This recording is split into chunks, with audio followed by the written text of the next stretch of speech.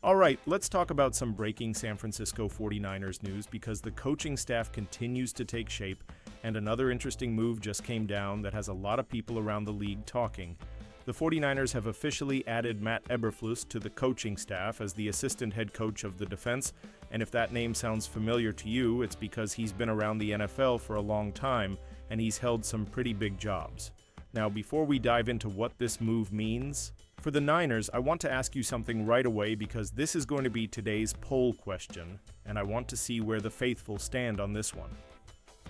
Do you like this hire for the 49ers? Type yes or type no down in the comments. I'm really curious to see how the fan base feels about this move, because on one hand, Matt Eberflus has had some rough stretches recently. His time as the head coach of the Chicago Bears did not go well. That team struggled with discipline, turnovers, and game management, and ultimately the Bears moved on after a disappointing run. Then last season, he landed with the Dallas Cowboys as their defensive coordinator, and that defense had a really tough year statistically. But here's the important thing to understand about this hire. The 49ers are not bringing Matt Eberflus in to be the head coach. They're not bringing him in to run the defense. They're bringing him in as an experienced defensive mind to add depth to the coaching staff, and that's something Kyle Shanahan has valued for years. If you look at how the 49ers build their coaching staff, it's actually very similar to how they build their roster. They want layers of experience. They want multiple voices in the room. They want people who have been in big moments and understand how the league works. And in this case, Eberflus is stepping into a role that was previously held by Gus Bradley. That position essentially acts as a senior defensive advisor, someone who can help with preparation, help with adjustments, and provide another experienced perspective throughout the week. And honestly, when you look at Kyle Shanahan's track record of hiring coaches, it's pretty impressive. A lot of guys who have worked under him have gone on to become head coaches around the league. Mike McDaniel, Robert Saleh, DeMeco Ryans. These are all coaches who sharpened their tools inside the 49ers organization before getting their opportunity to lead a franchise. So even though this move might not feel like a blockbuster headline at first glance, it fits a pattern that we've seen from Shanahan before. He likes surrounding himself with smart football people who can challenge ideas and help elevate the entire staff. And there's also another angle here that's worth thinking about. The 49ers have lost several defensive coordinators to head coaching jobs over the years. It happened with Robert Saleh. It happened with DeMeco Ryans. When you're successful, other teams start trying to hire your coaches, so bringing in someone like Eberflus could also be a form of long-term planning, not necessarily because the 49ers want him running the defense one day, but because having experienced coaches already inside the building can help maintain continuity if changes happen in the future. Now, that said, the recent numbers from his last stop in Dallas were definitely rough. That Cowboys defense finished near the bottom of the league in several key categories, including points allowed and third down defense, so there's no question this hire will generate some debate among fans, which is exactly why I want to hear from you again. Do you think this was a smart depth move by the 49ers, or are you skeptical about bringing Eberflus into the building? Drop your thoughts in the comments because I read them all, and the best takes always end up shaping future videos here on the channel. And if you're new here, this channel is all about keeping the faithful informed every single day, with the biggest 49ers news, rumors, and analysis. We're also pushing toward our next milestone of 2,000 subscribers, so if you love talking Niners football, hit that subscribe button and join the community. Now here's the thing though, Matt Eberflus wasn't the only coaching move the 49ers made, and the next update actually involves a promotion inside the building that could have a direct impact on one of the most important positions in Kyle Shanahan's offense. Because the 49ers just promoted a new tight ends coach, and the story behind that move is actually pretty interesting. But before we get into that, there's something I want to say to the real ones who support this channel and help keep this community growing. If you enjoy the content and want to help push this channel to the next level, you can use the super thanks or hype feature right below the video. Think of it as helping fuel the mission.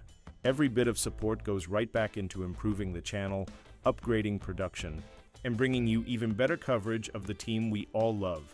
You're not donating, you're helping power the journey toward the next 49ers Super Bowl.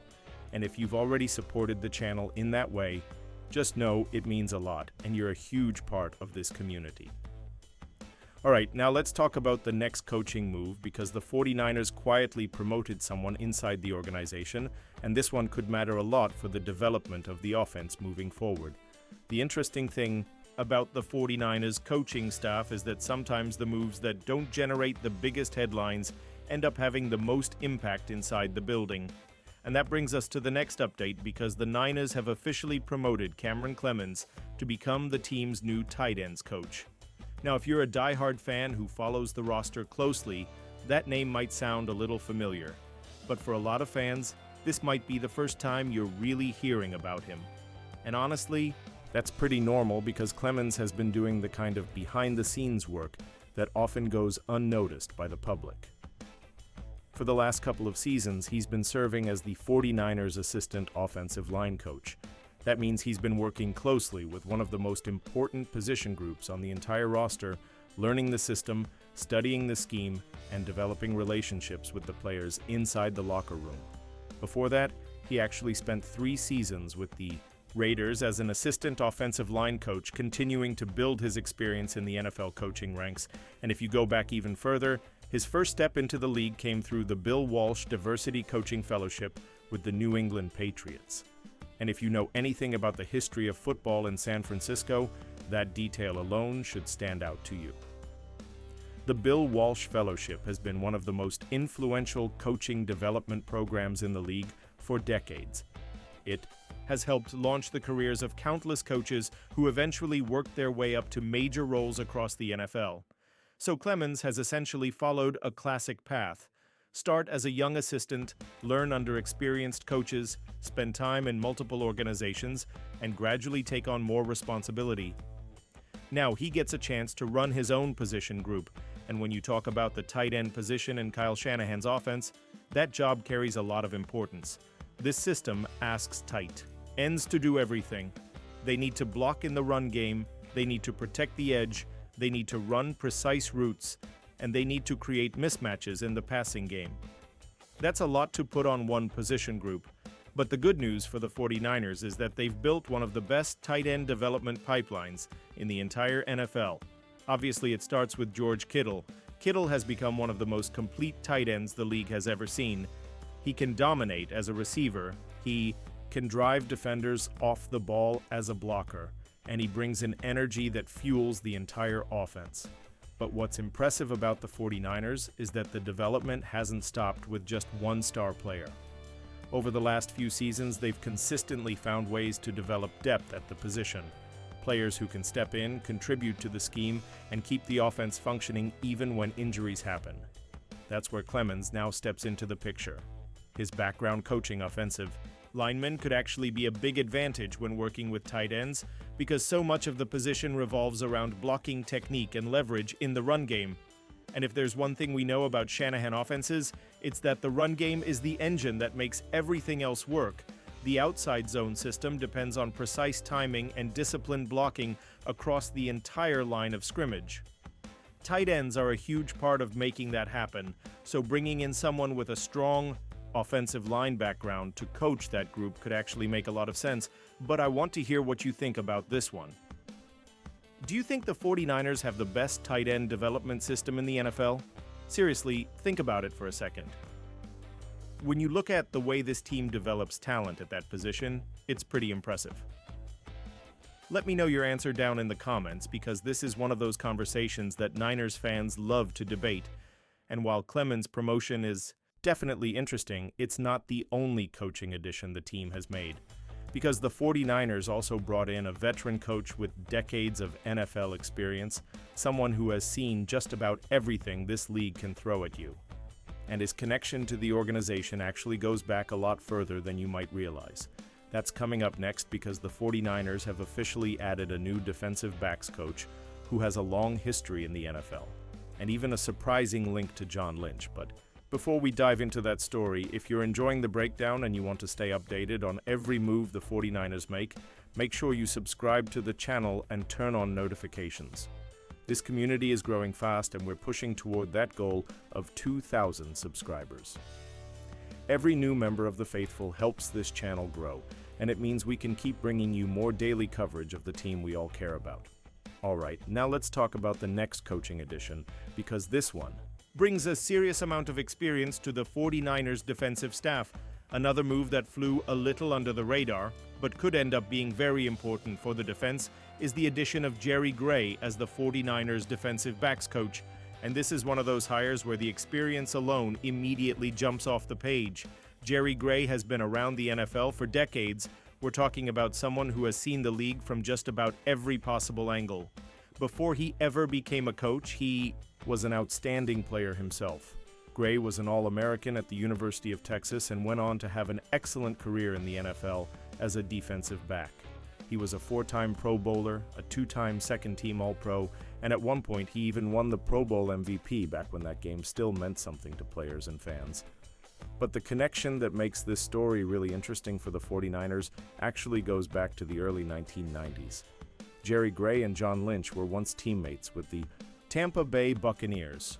Back in 1993, when Lynch was a rookie in the league, Gray was already an established veteran in that locker room. Those Buccaneers teams were wearing the old creamsicle uniforms, and the two of them shared the field together in Tampa Bay. Fast forward to today, and now they're reunited again, but in a completely different capacity. Lynch is the general manager of the 49ers, and Jerry Gray is joining the coaching staff to help lead the secondary. It's always fascinating when the NFL creates these kinds of full-circle moments. But beyond the history and the connections, the biggest reason this move matters is because of the experience Gray brings to the table. He has been coaching in the NFL since the late 1990s. That's an incredible amount of time spent studying offenses, teaching defensive backs, and adapting to how the game continues to evolve. Over the years, he has worked with multiple teams and helped develop some very talented players in the secondary. Defensive back play is one of the most technical positions in football. It requires footwork, discipline, anticipation, and constant communication. Having a coach who has spent decades teaching those details can make a huge difference, especially for younger players who are still learning the speed of the NFL game. And when you look at the 49ers roster, the secondary is definitely a position group where development is going to matter a lot. Every year, teams in this league are trying to figure out how to slow down elite quarterbacks and explosive passing attacks.